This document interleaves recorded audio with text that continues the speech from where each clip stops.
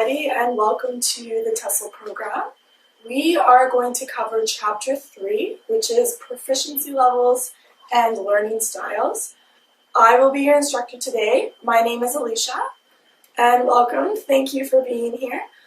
What I would like you to do is please follow along with me. I'm going to summarize the chapter and add a little bit more information to help you get through it. Okay, so please take out your notes, take out the chapter, and follow along with me. What we'll do, let's begin with proficiency levels.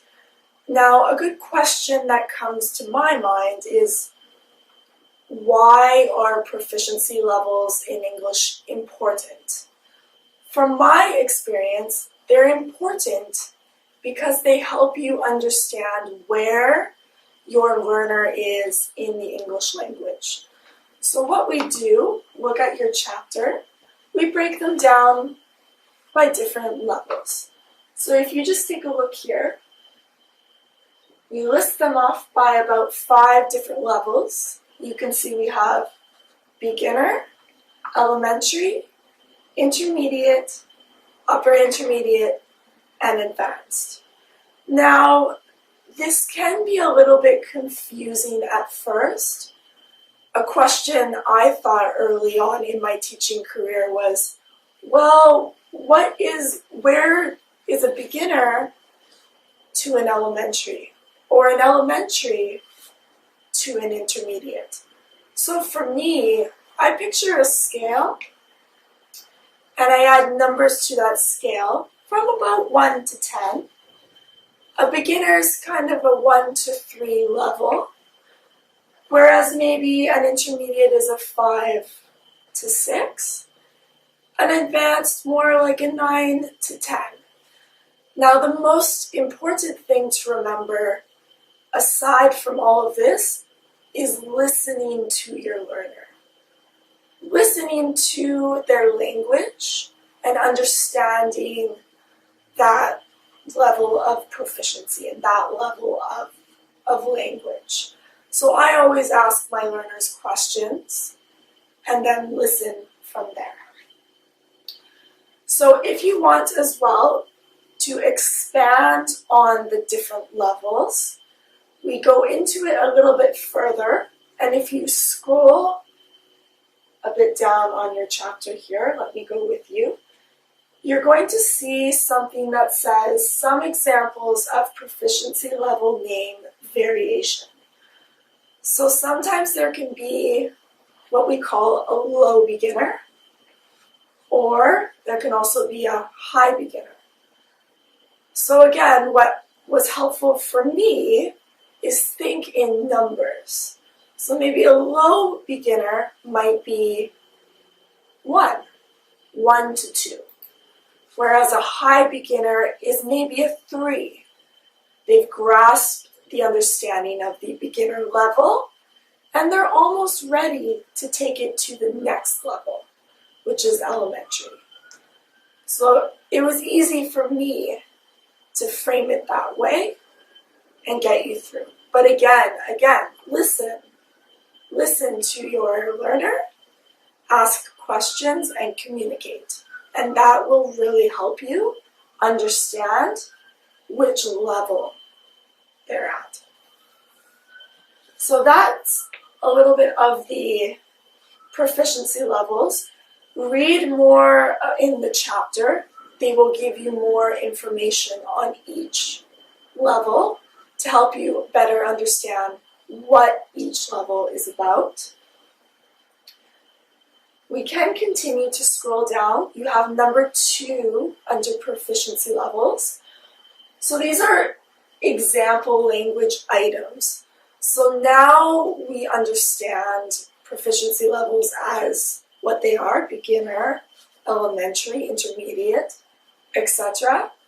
Now this portion breaks it down further into the grammatical structures that you might be teaching in your course, in your TESOL, and in whatever your teaching career takes you.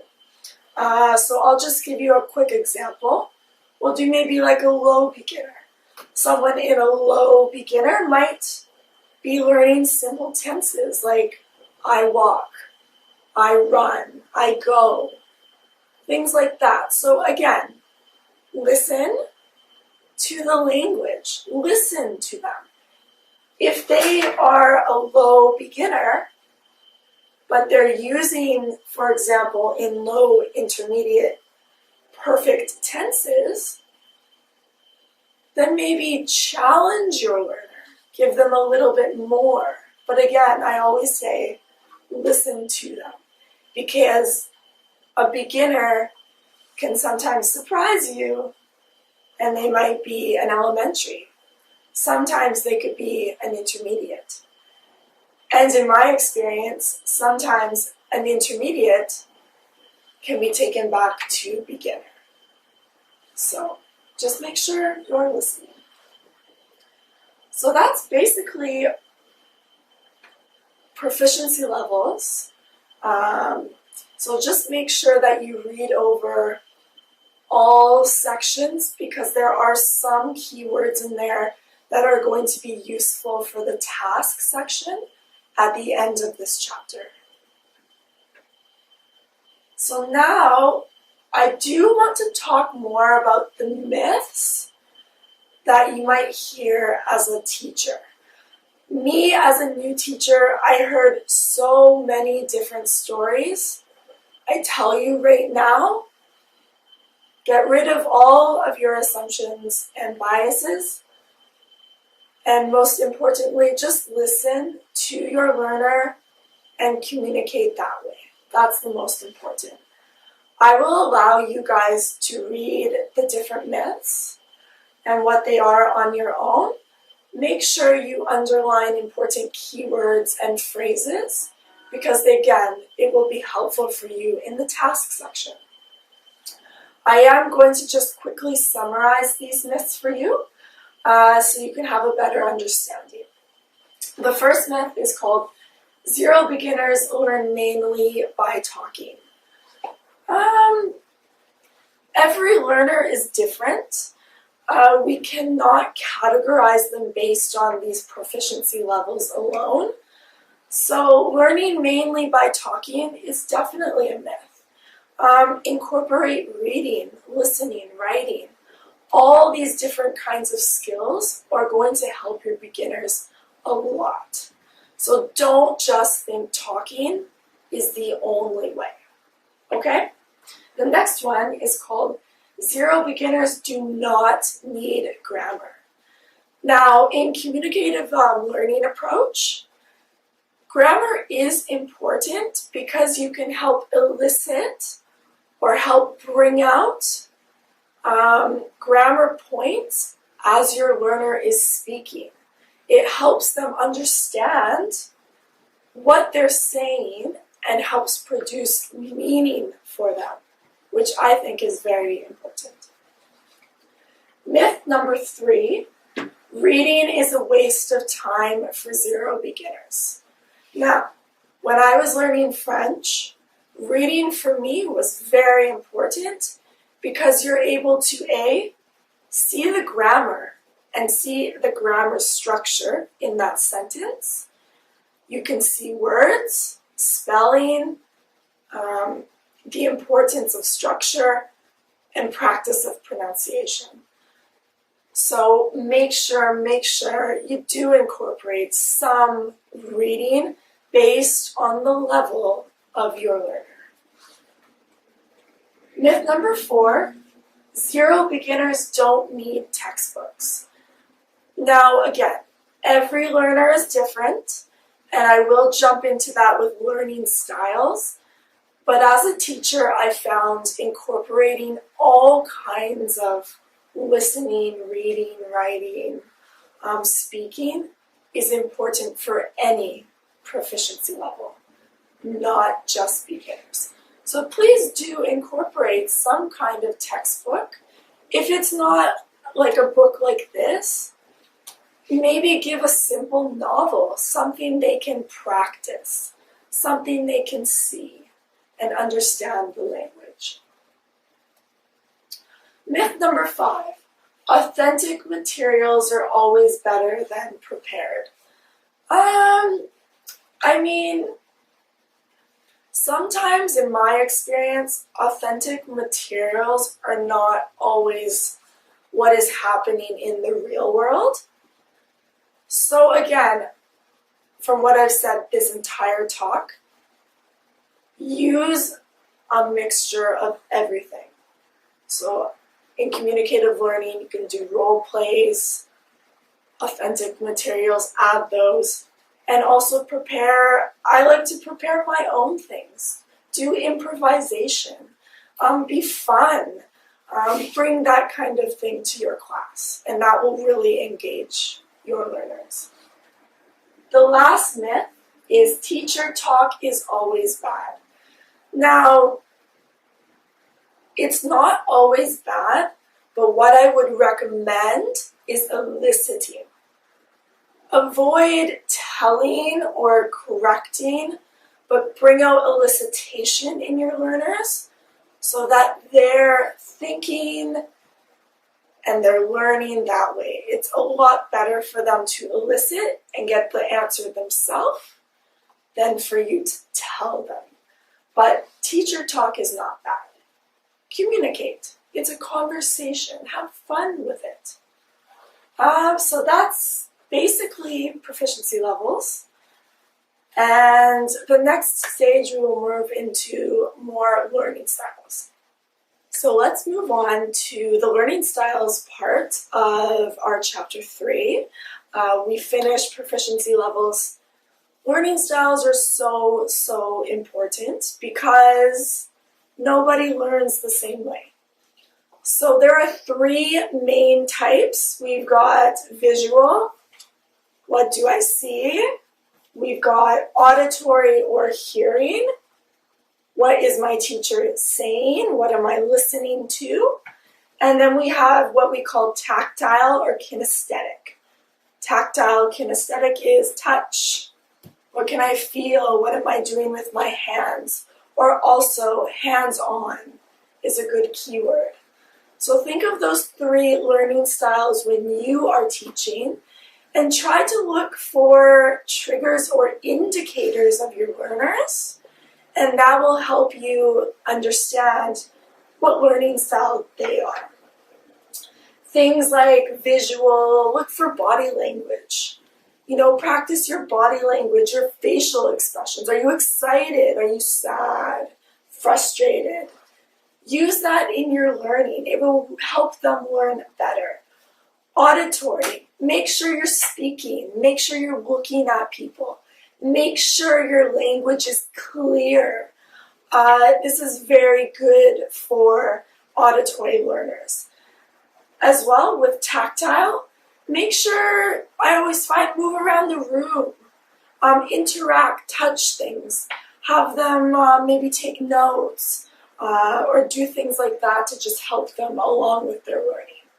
But in all, the most important thing with learning styles, try to add all of them into your teaching, because then you're going to have a great experience with your learners. Now, what I want you to do is just to continue to read more in depth in the chapter about each learning style. I'm going to add a couple more points here that I think are valuable for you to know. So if we go down to the next part, which is number 5, called Learning Strategies in the Classroom, these are different strategies you can use to implement the styles of learning. So we have direct strategies such as memory. You can do maybe rhyming, group work, mnemonics. Cognitive strategies, so thinking strategies. Again, it's saying how do learners use their process to think. So maybe outlining, highlighting, or analyzing things. Or you could also use what we call compensatory strategies. So these are things like gestures, pointing, questions, facial expressions, things like that. Or you could also use what we call indirect strategies. So these are metacognitive strategies, affective or emotional strategies, or social strategies. So use what works best for you.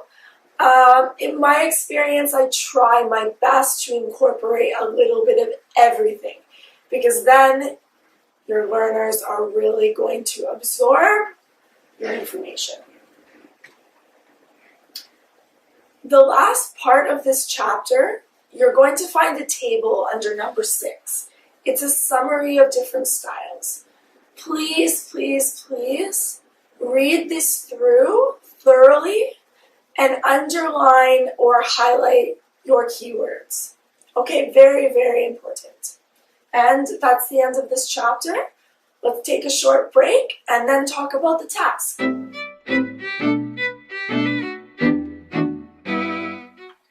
Hi guys, welcome back. Now I want to talk about the task that you're going to be doing for this chapter 3.